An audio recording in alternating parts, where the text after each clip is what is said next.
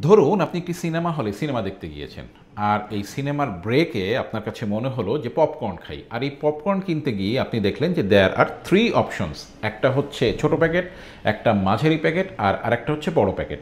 ছোট প্যাকেটটির দাম 90 টাকা, মাঝারি প্যাকেটের দাম 150 টাকা, আর বড় প্যাকেটটির দাম হচ্ছে 170 টাকা। সো বেশিরভাগ লোকের ক্ষেত্রেই যেটি ঘটবে তা হচ্ছে মাঝারি প্যাকেট না কিনে আপনি বড় প্যাকেটটি কিনে ফেলবেন, কারণ আপনি ভাববেন যে মাত্র 20 টাকা বাড়িয়ে দিলেই কিন্তু আপনি বড় প্যাকেটটি পেয়ে যাচ্ছেন।